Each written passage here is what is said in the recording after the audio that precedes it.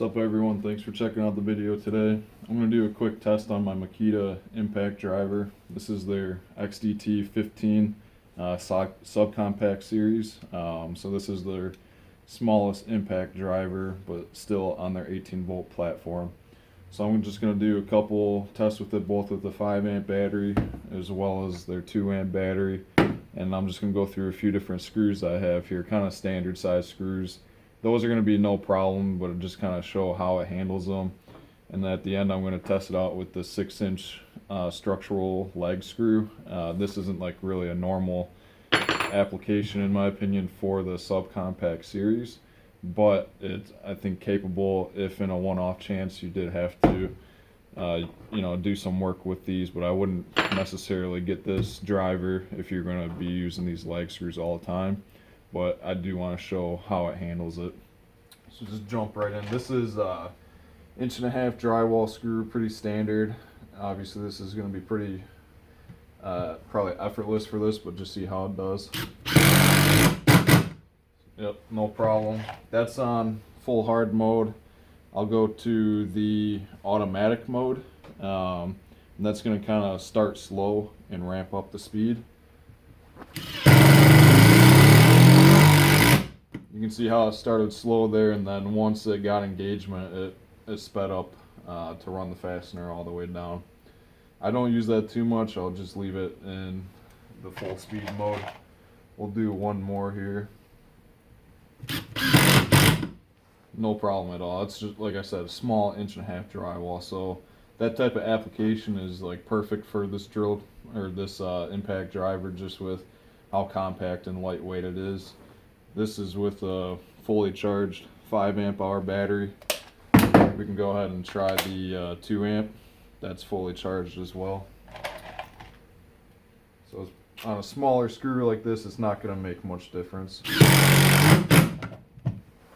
Maybe you can feel just a little bit, but really not much at all.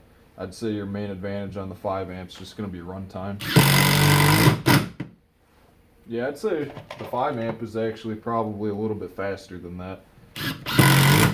But still on the 2 amp, that's no problem. Plus you're, much lighter with your battery. Stepping up to the next one is just a little bit larger screw. This is like a 2.5 inch kind of more cabinet style screw. So a little bit thicker shank and just longer threads obviously. So we'll see how that runs down back on the 5 amp battery. Again, no problem. Maybe I'll show the automatic mode here on this screw as well.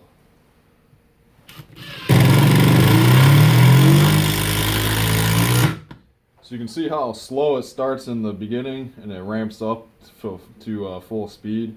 It helps in certain applications, I think, just to prevent the screw from camming out here and stripping out the head of the screw. But I kind of find it to ramp up a little bit slow in my opinion, so I kind of usually just leave this in full speed. I'm back on full speed now. So even with the 2.5 inch more, a little bit beefier screw, the subcompact is plenty powerful. We'll go back to the 2 amp just to see how it does also.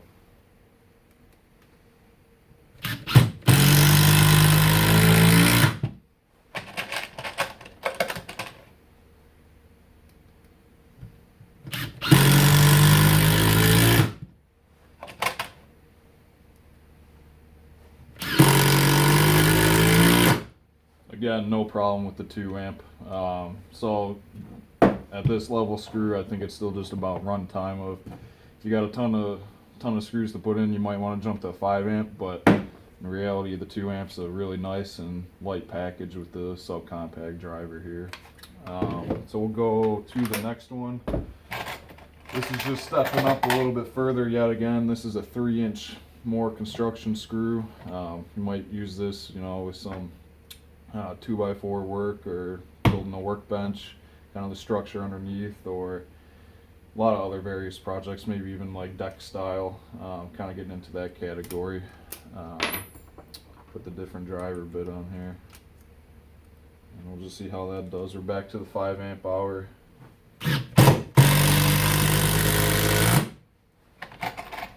again, no problem at all with the.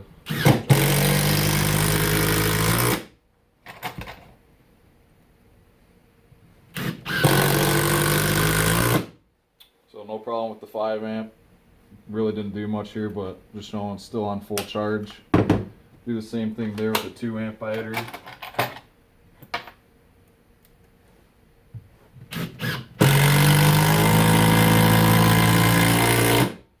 I would say getting towards the end there was maybe a little bit slower on the 2 amp, but overall still pretty good. Yeah, I'd say when we're getting up to this 3-inch construction, the 5 amp, not that the 2 amp struggles, but I'd say the 5 amp just gives it a little bit more juice.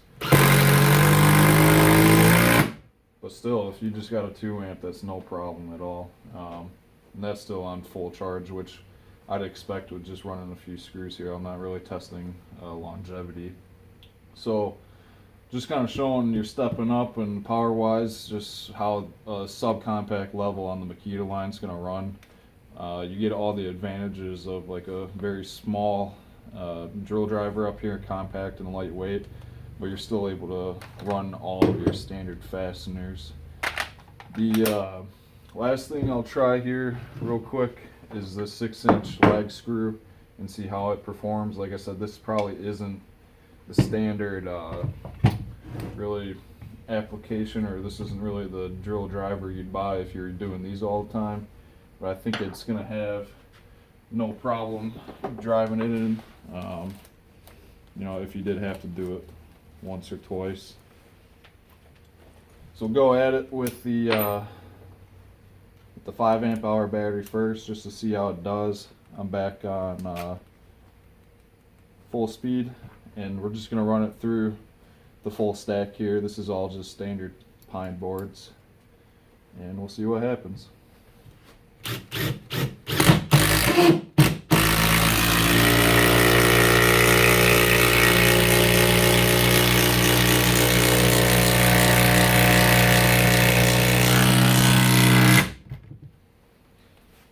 So really, driving a long structural leg screw like that, 6 inches with a pretty thick shank on it, for a small lightweight subcompact drill driver, or impact driver, that did I think actually pretty impressive job on it. I did have a job I had to do on my house to repair some structure, and I had to put probably about 10 or so of these in, and I at the time didn't even have the 5 amp hour battery. I was able to do all of them on the 2 amp. I think it ran a bit better on the 5 amp here, kind of like the other screws, but even with the 2 amp, which I'll test now, I think it still works no problem.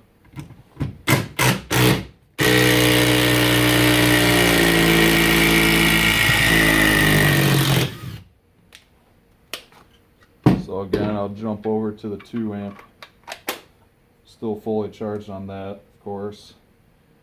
I think it's going to run it in slightly slower than that one, but we'll give it a shot.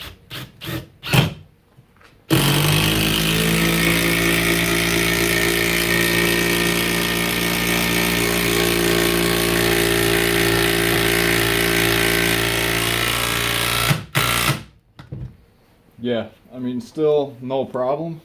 I could definitely tell when I got closer down to the bottom, it was, you know, slowing up a bit more with the 2 amp here, but still did it. I'm going to take it out and just do one more with the 5 amp to see how it does again, and that'll probably wrap it up here.